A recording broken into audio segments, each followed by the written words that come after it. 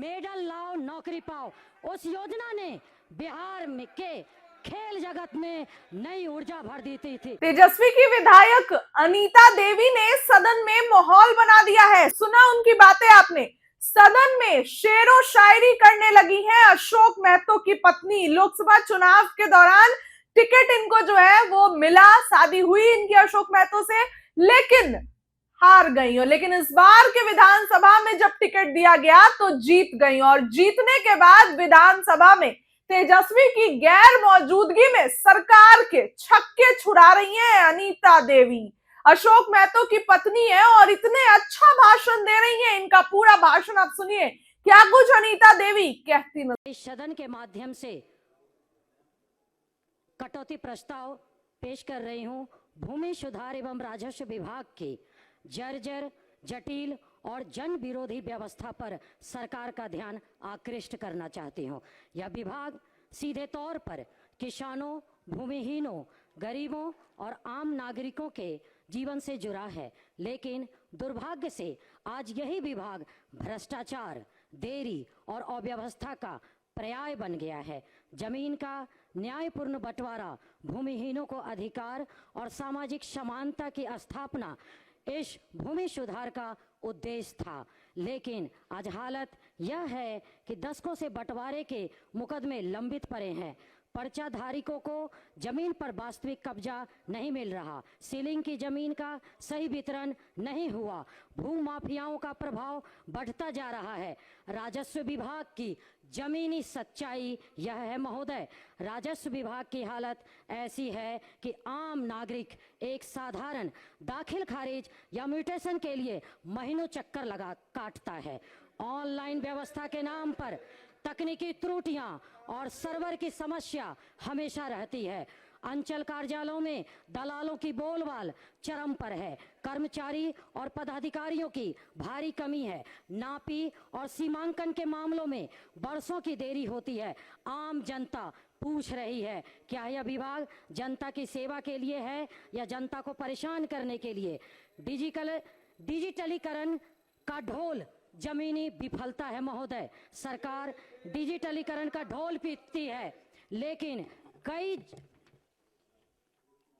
कई जमीनों का रिकॉर्ड अभी भी गलत या अधूरा है। जमाबंदी में त्रुटियां आम बात है। गलत प्रविष्टियों के कारण किसान बैंक से ऋण नहीं ले पा रहे हैं। यदि डेटा ही गलत है तो डिजिटल होने का क्या लाभ महोदय?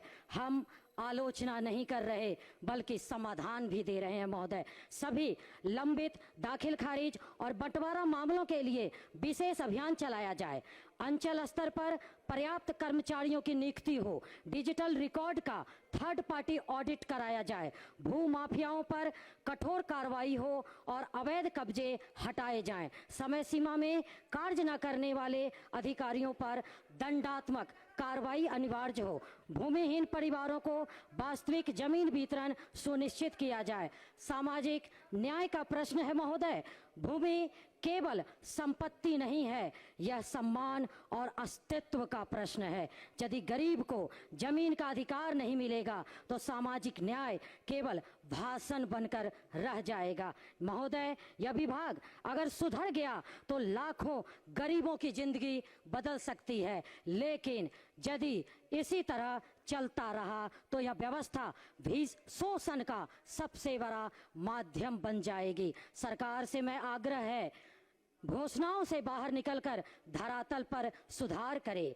भूमि सुधार को सचमुच सुधार बनाए, न कि फाइलों का खेल। जनता को राहत कब मिलेगी महोदय? अब आज मैं इस सदन में बिहार के खेल विभाग की गिरती हुई स्थिति पर सरकार का ध्यान आकर्षित करना चाहती हूं। महोदय, सरकार बार बार दावा करती है कि खेल को बढ़ावा दिया जा रहा है, लेकिन मैं पूछना चाहती हूं, क्या बदहाल मैदान, खाली पद और पलायन करते खिलाड़ी ही खेल विकास की पहचान है?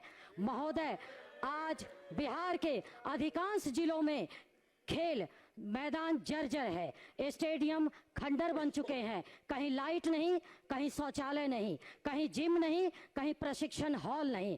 कागजों में करोड़ों खर्च हो जाते हैं, लेकिन जमीन पर सिर्फ गड्ढे और अव्यवस्था दिखाई देती है। सबसे चिंताजनक बात यह है कि कई खेल केंद्रों में प्रमाणित कोच नहीं है, न फिटनेस ट्रेनर, न फिजियोथेरेपिस्ट, न आधुनिक खेल विज्ञान की व्यवस्था।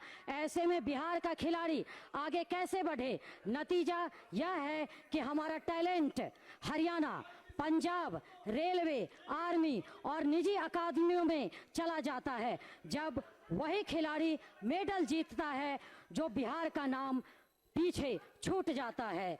विकास के दावों और जमीनी हकीकत के बीच के अंतर को दिखाना चाहूंगी। तुम्हारी फाइलों में गांव का मौसम गुलाबी है, मगर ये आंकड़े झूठे हैं, ये दावा किताबी है। जरा बाहर निकल के देखिए जमीन की रंगत। यहाँ हर शख्स के चेहरे पर अब भी बेहिसाबी है।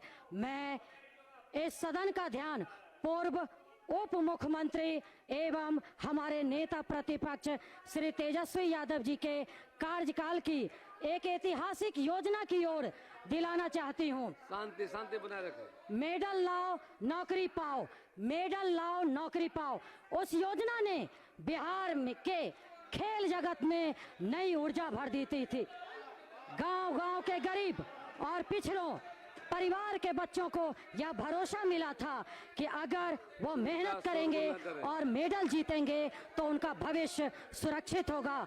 खिलाड़ियों को सम्मान मिला, रोजगार की गारंटी मिली, युवाओं में विश्वास पैदा हुआ। यह सिर्फ योजना नहीं थी, यह खेल प्रतिभा के सम्मान का प्रतीक था। महोदय, मैं राजगीर खेल विश्वविद्यालय और बिहार के पहले खेल विश्वविद्यालय की स्थापना और राजगीर में अंतर्राष्ट्रीय स्तर के क्रिकेट स्टेडियम और स्पोर्ट्स कॉम्प्लेक्स के काम में तेजी लाना उनके तेजस्वी जी के प्रमुख विजन में एक रहा है। खिलाड़ियों